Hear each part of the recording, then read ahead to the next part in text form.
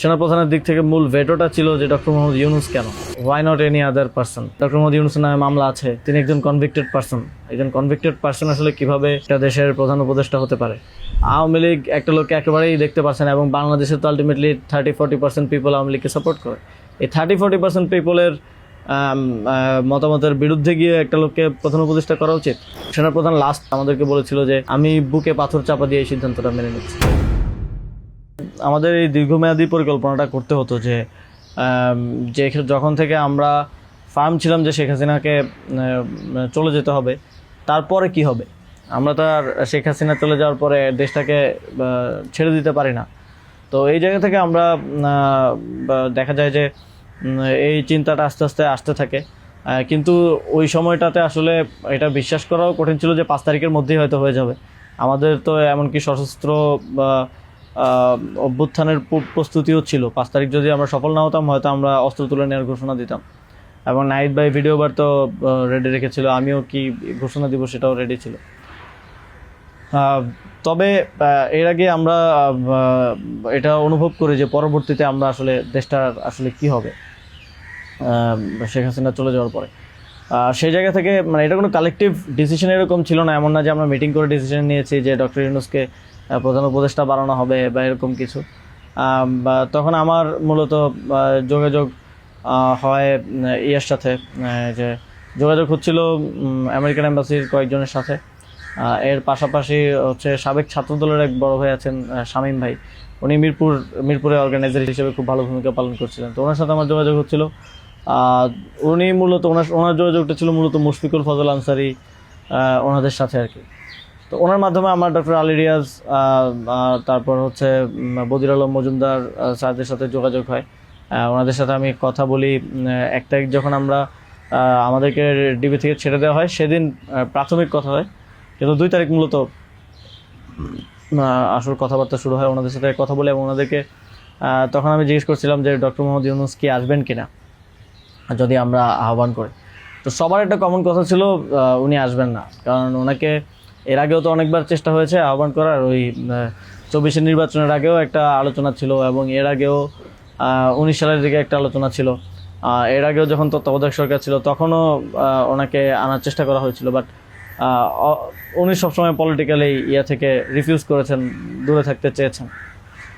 তো আলী রিয়াজ স্যারও আমাকে বললেন, বদির আলম মজুমদার স্যারও বললেন যে উনি আসবেন না, আরও যাদের সাথে কথা হচ্ছিল উনি রাজি হবেন না, এই ধরনের একটা কথা ছিল। বাট আমি সরাসরি ওনার সাথেই কথা বলতে চাই, এবং তখন হচ্ছে ওই শামীম ভাই আমাকে ওনার বর্তমান যে এপিএস সাব্বির ভাইয়ের নাম্বার দেন। তো সাব্বির ভাইয়ের সাথে যোগাযোগ করার পর সাব্বির ভাই আমাকে বলেন যে আমি তো স্যারের সাথে নাই। তো স্যারের সাথে মঈন চৌধুরী নামের একজন তখন স্যারের প্রাইভেট সেক্রেটারি হিসেবে কাজ করছিলেন। তো সাব্বির ভাই আমাকে মঈন চৌধুরীর নাম্বার দেন। মঈন চৌধুরীর সাথে আমি যোগাযোগ করি 2 তারিখ কি 3 তারিখ হবে, এবং ওনার সাথে আমার কথা হয়। এবং উনি তখন বলছিলেন যে স্যারের একটা ছোটো সার্জারি আছে। স্যার তখন ফ্রান্সে ছিলেন। তো সার্জারি আছে, এবং পরবর্তীতে আমি ওনাকে মেসেজগুলো ক্লিয়ার করার চেষ্টা করি যে আমরা চাচ্ছি এমনটা। তো উনি স্যারের সাথে কথা বলেন। স্যার আমাদেরকে পরে একটা মেসেজ পাঠান যে তোমরা যেটা করতেছো আমি তোমাদের সাথে আছি আর কি। এটা হচ্ছে 2 তারিখের দিকে স্যার একটা মেসেজ আমাদেরকে পাঠান থ্রু মঈন চৌধুরী, কিন্তু তখনও কথা হয়নি। স্যারের সাথে আমার প্রথম কথা হয় হচ্ছে, মানে আমি বারবার ইনসিস্ট করছিলাম সরাসরি কথা বলতে, কারণ সবাই অনুৎসাহিত করতেছে যে স্যার আসবেন না, আদার অপশনস দেখার জন্য, প্রধান উপদেষ্টা হিসেবে অন্য কাউকে দেখার জন্য অনেক নামও আসতেছিল, অনেক নামও সাজেশন আসতেছিল। কিন্তু আমার চিন্তাটা ছিল যে আমাদের যে অর্থনৈতিক ভঙ্গুর পরিস্থিতি, তারপরে একটা বিশেষ পরিস্থিতিতে আমরা সরকার গঠন করলে সেটার জাতীয় আন্তর্জাতিক যেই স্বীকৃতির ব্যাপার আছে, এগুলো আসলে ডক্টর মোহাম্মদ ইউনূস ছাড়া পসিবল হবে না। তো সেই জায়গা থেকে আমি বারবার যোগাযোগ করার চেষ্টা করি। পরে মঈন চৌধুরী স্যারের সাথে আমাকে কথা বলিয়ে দেন। সম্ভবত ওনার নাম্বার থেকেই প্রথম কথা বলা হয়, এবং স্যারকে আমি অ্যাপ্রোচ করার পরে স্যার আমাকে বললেন যে আমি হচ্ছে তোমরা অন্য কাউকে ভাবো। এটা সম্ভবত 3 তারিখ। স্যার বললেন যে, এবং স্যার কয়েকজনের নামও বললেন যে তোমরা ওনাদেরকে ভাবতে পারো। এর মধ্যে 2-1 জন আমাদের উপদেষ্টা পরিষদেও আছে এখন। স্যার বলেন যে আমার লাইফটা তো ডিফারেন্ট, আমি ওইখান থেকে আসবো কিনা। এবং উনি বলেন যে তাহলে, আমি যখন বললাম যে স্যার আপনাকে ছাড়া হবে না, আপনাকে আসতেই হবে, তখন উনি বললেন যে আমি ভেবে দেখি, তোমরাও ভাবো, যদি আদার কোনো বেটার অপশন পাওয়া যায় তাহলে তোমরা ভাবো, আর আমিও ভেবে তোমাদেরকে জানাবো। তো 3 তারিখ তো অনেক কিছু আনসার্টেন ছিল, এক দফা শুধু ঘোষণা হয়েছে, কবে পতন হবে, কবে আসবে, এটা আনসার্টেন ছিল। তো আমার মনে হয় এটাও ডিসিশন নেওয়ার ক্ষেত্রে একটা বাধা ছিল সে সময়। কিন্তু আমি যথেষ্ট, আমার মনে হচ্ছিল যে উনি ডিনাই করলেও he is to some extent positive, মানে যেটা বাকিদের থেকে আসতেছে যে একেবারেই আসবে না এরকম। আসিফ স্যারও বলতেছিল যে আসবে না স্যার, রাজি হবে না। তো আবার আমার মনে হচ্ছিল যে এই লোকগুলো তো সবাই স্যারকে পার্সোনালি চেনে, তো ওনারা বলতেছে, কিন্তু আমরা ইনসিস্ট করি, আমি ইনসিস্ট করি, এবং আমি তখন আসলে বাকিদেরকে জানিয়ে রাখছিলাম যে আমার স্যারের সাথে যোগাযোগ হচ্ছে। তখন এটা কোনো কালেকটিভ ডিসিশন ছিল না যে ওনাকে আমরা প্রধান উপদেষ্টা করব। আমি নাহিদ ভাই, মাহফুজ ভাইদেরকে জানিয়ে রাখি যে আমার ওনার সাথে যোগাযোগ হচ্ছে, দেখি এটা কোথায় যায়। আর সবার কাছেই তো তখন সময়টা আনসার্টেন ছিল যে কখন পতন হবে, কখন সরকার হবে। এটা অনেক ফার সাইটেড আসলে বিষয় ছিল ওই সময়টাতে, কারণ আমাদের মনে হচ্ছিল না যে 5ই আগস্ট পতন হবে, আমাদের মনে হচ্ছিল যে আরও হয়তো দীর্ঘ সময় আমাদের লড়াই করতে হতে পারে। ইভেন সব ধরনের সম্ভাবনাই ছিল, এটা একটা গৃহযুদ্ধের দিকে যাওয়ার পরিস্থিতিও ছিল ওই সময়টাতে। তো পরবর্তীতে যখন এরপরও স্যারের সাথে আমার কমিউনিকেশন, স্যারের টিমের সাথে কমিউনিকেশন চলছিল। 5 তারিখ মূলত স্যারের সাথে আবার কথা হয়। মঈন চৌধুরীর সাথে রেগুলারই কথা হচ্ছিল, প্রতিদিন 2-3 বার কলে কথা বলছিলাম। 5 তারিখ স্যার যখন সার্জারিতে ঢুকবেন, ঢোকার আগে হচ্ছে কথা হয়, যখন শেখ হাসিনা পালিয়ে গেল সন্ধ্যায় আমরা চ্যানেল 24-এর অফিসে। তখন আমি স্যারের সাথে কথা বলতে চাই যে এখন তো পতন হয়ে গেছে, এখন একটা ডিসিশনে আসতে হবে। তো তখন মঈন ভাই স্যারের সাথে আমাদেরকে কলে যুক্ত করেন। তো চ্যানেল 24 অফিসেই নাহিদ ভাই আর আমি আমার ফোন থেকে লাউডস্পিকারে স্যারের সাথে কথা বলি। তো স্যারকে আমরা বলি যে স্যার এখন একটা ডিসিশন আসতে হবে, আর স্যারও সার্জারিতে চলে যাচ্ছিলেন তারপরে ডিসিশন দেওয়াটা। তো স্যার এক ধরনের তখন মনোসম্মতি দিলেন যে আমি আসব।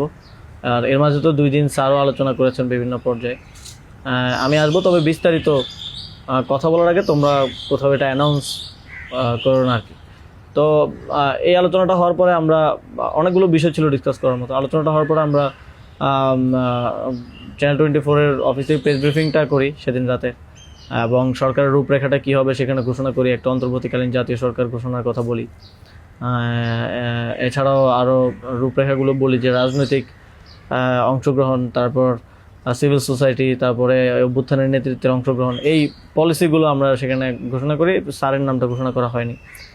সেদিন রাতে স্যারের সাথে আবার চূড়ান্ত কথা হয়, রাতের আনুমানিক 12:30 থেকে 2টা-2:30 পর্যন্ত প্রায় 2 ঘন্টা স্যারের সাথে নাহিদ ভাই আর আমার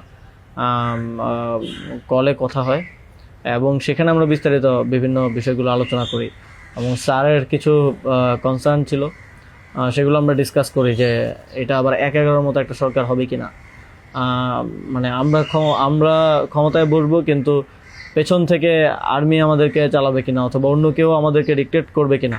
স্যারের কনসার্ন ছিল এটা। স্যারের কনসার্ন ছিল যে আমি আসলে আমাকেই স্বাধীনতাটা দিতে হবে, আমি আসলে এটা আর্মি রান করবে কিংবা পেছন থেকে কেউ রান করবে, এটা হলে আমি আসবো না। তো আমরা স্যারকে বলেছি যে আমাদের পজিশনে এটাই, যে গভর্নমেন্ট যদি আমরা ফর্ম করি, গভর্নমেন্ট স্বাধীনভাবে কাজ করতে হবে, এবং এখানে সেনাবাহিনী কিংবা অন্য কোনো অথরিটি যদি হস্তক্ষেপ করতে চায়, সেক্ষেত্রে আমরা মাঠ থেকে সেটাকে চ্যালেঞ্জ করবো আর কি। তো এই ধরনের একটা নিশ্চয়তা স্যারকে আমরা দেই আমাদের এন্ড থেকে। তারপর এক ধরনের কথা হয় যে উপদেষ্টা পরিষদ কেমন হবে, স্যার আমাদেরকে বলেন যে তোমরা ঠিক করো, আর স্যার কিছু সাজেশন দেন। স্যারের টিম থেকে 6 তারিখ সম্ভবত প্রায় 5 তারিখ রাতেই 23-24টা নাম আসে আমার কাছে। তো ওই নামগুলোর সাথে আমরা যে নামগুলো ঠিক করি প্রায় কমন ছিল অনেকগুলো। তারপর আমরা একটা লিয়াজু কমিটি করা হয়, যারা হচ্ছে সকল রাজনৈতিক দলের সাথে আলোচনার ভিত্তিতে একটা উপদেষ্টা পরিষদ গঠন করবে। তো ওই লিয়াজু কমিটির আহ্বায়ক ছিল মাহফুজ ভাই। তো ওনারা কমিউনিকেশন শুরু করে দেয় জামাতের সাথে, বিএনপির সাথে, আরও যারা রাজনৈতিক দল আছে, সিভিল সোসাইটি আছে, তাদের সাথে যোগাযোগের মাধ্যমে সবার থেকে নাম প্রস্তাব আসতে থাকে। কিছু নাম ছিল কমন, আমাদের এখানেও কমন, যেমন কিছু মানুষজন, যেমন সালাউদ্দিন আহমেদ স্যার, উনি তো অর্থনীতিতে বাংলাদেশে মানে এই মুহূর্তে যদি আমরা চিন্তা করি তাহলে ওয়ান অফ দ্য বেস্ট। তো ওনার নামটা সব দিক থেকে আসে। তো এরকম কিছু কমন নাম আসে, আবার কিছু নাম দেখা যায় আমরা ইনক্লুড করি বা কোনো এক পক্ষ থেকে আসে কিন্তু অন্য পক্ষ এটাকে আবার রিফিউজ করে। বিএনপির কিছু নামের ব্যাপারে আপত্তি ছিল, তাদেরকে পরে নেওয়া হয়নি। তো এভাবে একটা মোটামুটি সবার সাথে কনসালটেশনের ভিত্তিতে একটা উপদেষ্টা তালিকা করা হয়। এবং যেদিন স্যার ল্যান্ড করে বাংলাদেশে আসেন 8 তারিখ দুপুরে, আর্মি থেকেও কিছু নাম প্রস্তাব করা হয়। কিন্তু আমরা একটু প্রায় 5-6টা নাম আমরা একটু ঘেটে দেখলাম যে এই লোকগুলো ওইভাবে সর্বজন গ্রহণযোগ্য না। এবং আরেকটা সমস্যা হচ্ছে তাদের অনেকেরই হয় না যে সফট আওয়ামী লীগ অ্যান্ড আওয়ামী লীগের সিভিল সোসাইটি হিসেবে পরিচিত, অথবা তাদের ব্যাকগ্রাউন্ডটা একজন আর্মি অফিসিয়ালসের নাম ছিল সেখানে, এক্স আর্মি অফিসিয়ালস। তার ব্যাকগ্রাউন্ড আমরা দেখি যে তিনি ইন্ডিয়ায় তিনি 4 বছর ছিলেন এবং 4 বছরে তিনি কয়েকটা কোর্স করেছেন সেখানে। সো আবার ওনার ব্যাপারে জনমত হচ্ছে কানেক্টিভিটি আছে। তো ওই নামগুলো আমরা কেটে দেই এবং সেখানে আর্মি কিছুটা নাকশ হয় যে এই নামগুলো কেটে দেওয়ার পরে। এবং ওই স্যারের সামনে রেখেই, কারণ স্যার ওই যখন ভিভিআইপি লাউঞ্জে স্যার ছিলেন এয়ারপোর্টে, তো স্যারের সামনে রেখে আমি আর আসিফ স্যার নামগুলো কেটে দিই যে এই নামগুলো তো আমরা দেই নাই। সেখানে আর্মি চিফও ছিলেন।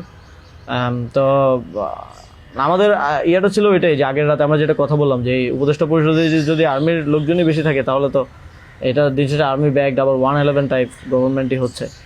সেই জায়গা থেকে আমরা এই নামগুলো নিতে চাইনি। তবে সেখানে আমরা যুক্তি দিয়েছি যে কারণ সবার প্রোফাইলটা যখন আমরা একটু ঘাটাঘাটি করেছি দেখেছি সবারই কোনো না কোনো প্রবলেমেটিক এলিমেন্ট সেখানে আছে। হয় তার কানেক্টিভিটি হিসেবে জনমত আছে, মানুষের মধ্যে গুঞ্জন আছে, অথবা তার আওয়ামী লীগের সিভিল সোসাইটি হিসেবে পরিচিতি আছে।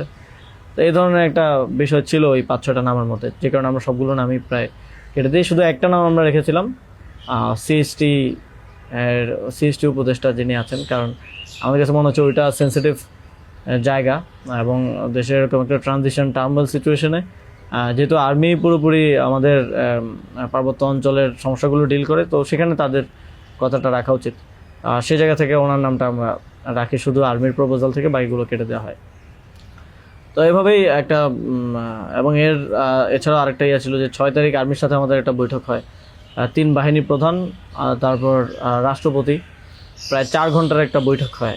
যেটার মূল কথাটা ছিল যে সেনাপ্রধানের দিক থেকে মূল ভেটোটা ছিল যে ডক্টর মোহাম্মদ ইউনূস কেন, why not any other person. তো আমরা আমাদের জায়গায় অ্যাডামেন্ট ছিলাম, বিকজ আমরা তো 5 তারিখ রাতেই ঘোষণা দিয়ে দিয়েছি যে doctor Mohammad Yunus will be the chief adviser of the next interim government. এবং সেটা এক ধরনের বৈপ্লবিক কায়দায় আমরা ভিডিও বার্তা দিয়ে ঘোষণা দিয়ে দিয়েছি, আমরা কোনো নিয়মের কিংবা সংবিধানের তোয়াক্কা সে সময়টাই করে নেই। কিন্তু উনি বারবার বলার চেষ্টা করছিলেন যে ডক্টর মোহাম্মদ ইউনূসের নামে মামলা আছে, তিনি একজন কনভিক্টেড পারসন। একজন কনভিক্টেড পারসন আসলে কীভাবে হতে পারে, একটা দেশের প্রধান উপদেষ্টা হতে পারে। তো আমরা যখন এগুলো ডিবাঙ্ক করতেছিলাম কথাগুলোকে যে এগুলো তো আওয়ামী লীগের সময়ের পলিটিক্যালি মোটিভেটেড মামলা, এই মামলা তো দেখা গেছে সবার নামে পাওয়া যাবে, আমাদের নামেও আছে। তো এটা বলার পর আবার ওনারা আরেকটা কথা বললেন যে সোসাইটির একটা বড় অংশ তো আসলে ওনাকে হেট করে, এবং বড় অংশ বলতে উনি তখন সরাসরি বলেছেন যে আওয়ামী লীগের অন্তর্বর্তীকালীন সরকারটা তো সবার কাছে গ্রহণযোগ্য হতে হবে। এখন আওয়ামী লীগ তো ডক্টর মোহাম্মদ ইউনূসকে 2 চোখে দেখতে পারে না, একদম অপছন্দ করে। তো এখন এই আওয়ামী লীগ একটা লোককে একেবারেই দেখতে পাচ্ছে না, এবং বাংলাদেশে তো আলটিমেটলি 30-40% পিপল আওয়ামী লীগকে সাপোর্ট করে। এই 30-40% পিপলের মতামতের বিরুদ্ধে গিয়ে একটা লোককে প্রধান উপদেষ্টা করা উচিত। তো আমরা তখন বললাম আওয়ামী লীগ এমন কিছু না যেটা নিয়ে এখন আমাদের কনসার্ন হওয়া উচিত। আওয়ামী লীগকে আমরা পরাজিত করেই এই প্ল্যাটফর্মে আসছি, এখানে আমরা বসছি। আওয়ামী লীগ কি চাইলেও না চলে এটা এখন আর ম্যাটার করে না কোনোভাবেই। কিন্তু উনি বারবার এই কথাটা ঘুরে ফিরে বলতেছিলেন যে এই সরকার তো একটা নির্বাচন আয়োজন করবে, এই জন্য বিএনপি আওয়ামী লীগ সবার কাছে এই সরকারের গ্রহণযোগ্যতা থাকা প্রয়োজন। আওয়ামী লীগ তো প্রধান ডক্টর মোহাম্মদ ইউনূসকে একেবারেই দেখতে পারে না, ওনাকে আওয়ামী লীগ মেনে নেবে না উনি আসলে। কিন্তু আমাদের কথা ছিল যে আওয়ামী লীগ তো এখন আর এই মুহূর্তে ডিসিশন মেকিংয়ে আওয়ামী লীগ ম্যাটার করে না। একটা গণহত্যা ঘটনার পরে সে কি ভাবলো বা তার কি পজিশন, দ্যাট ডাজন্ট ম্যাটার। এরপরও ওনারা নানা ধরনের যুক্তি দিতে পারে এবং শেষে 4 ঘন্টা এই বিষয়ের উপরে ডিসকাশন হয়। 4 ঘন্টা, আধা ঘন্টা হয়তো অন্যান্য ইস্যুস নিয়ে ডিসকাস হয়েছিল, বাট 4 ঘন্টা প্রায় 3.5 ঘন্টা ইস্যু নিয়ে ডিসকাস হয়। তো এখানে আসছিলাম আমি, নাহিদ ভাই, মাহফুজ ভাই আর নাসির ভাই। আর বাকি আমাদের সাথে যারা ছিল তারা বাইরে অপেক্ষা করছিল। আসিফ স্যার ছিল, তারপরে তানজিমুদ্দিন স্যারও ছিল, আরও সমন্বয়িকা ছিলেন আরও 10-12 জন, সবাই বাইরে অপেক্ষা করছিল আর কি এই 4 ঘন্টা। তো তারা বারবার 2বার হচ্ছে বিরতি দিয়ে আমাদেরকে আবার ভাবতে বলে আবার চলে যেত, আবার এসে আবারও একই জায়গা থেকে কথা শুরু করতো। মানে আমরা বুঝতে পারছিলাম যে ডক্টর মোহাম্মদ ইউনূসকে এখানে এস্টাবলিশমেন্ট কোনোভাবেই চাচ্ছে না। আর আমাদের কথা ছিল আমরা ঘোষণা দিয়ে দিছি এবং আমরা এক ধরনের হুমকি সুরে সেখানে বলি যে যদি এটা রাষ্ট্রীয়ভাবে না হয়, যদি রাষ্ট্রপতি ঘোষণা না দেয় ডক্টর মোহাম্মদ ইউনূসকে প্রধান উপদেষ্টা হিসেবে, তাহলেও আমাদের কিছু যায় আসে না, কারণ আমরা অলরেডি ঘোষণা দিয়ে দিয়েছি। আমরা আমাদের তৈরি করা উপদেষ্টা পরিষদ নিয়ে শহীদ মিনারে গিয়ে শপথ নিব। এই হুমকিটা দেওয়ার পরে তারা একটু মানে নড়ে চড়ে বসে এবং তারা গিয়ে রাষ্ট্রপতির সাথে ডিসকাস করে আসে। এবং সেনাপ্রধান লাস্ট আমার মনে পড়ে আমাদেরকে বলেছিল যে আমি বুকে পাথর চাপা দিয়ে এই সিদ্ধান্তটা মেনে নিচ্ছি। এবং তো আমাদের জায়গাটা ছিল খুবই রিজেক্ট যে ডক্টর মোহাম্মদ ইউনূসকে না আনতে পারলে এখানে একটা শক্ত সরকার গঠন করা পসিবল হবে না। এবং আর্মির যেই মোটিভেশন ছিল, এটা আবার 1-11-র মতো একটা সরকার গঠন করার তাদের মোটিভেশন ছিল। যখন তারা নামগুলো দেয়, 6টা-7টা উপদেষ্টার নাম দেয়, তখন এটা বোঝা যায় এবং ডিকটেট করার এক ধরনের। তো আমরা যদি এখানে অন্য কাউকে নেই যার পার্সোনালিটি এত স্ট্রং না, তাহলে আলটিমেটলি আমরা আসলে অন্য কারো দ্বারাই পরিচালিত হব, ড্রিভেন হব। এই সরকারটা আত্মনির্ভরশীল একটা স্বতন্ত্র সরকার হতে পারবে না। তো তারপর তো ঘোষণা দেয়, রাষ্ট্রপতি ঘোষণা দেয় ডক্টর মোহাম্মদ ইউনূসকে প্রধান উপদেষ্টা হিসেবে 6 তারিখে, এবং 8 তারিখ হচ্ছে পরবর্তী উপদেষ্টা পরিষদটা গঠিত হয়। 8 তারিখ শপথ অনুষ্ঠানটা হয়। স্যার যখন সার্জারি শেষ করে দেশে আসেন, তারপর ওই দিন সন্ধ্যায় সরকারটা গঠিত হয়।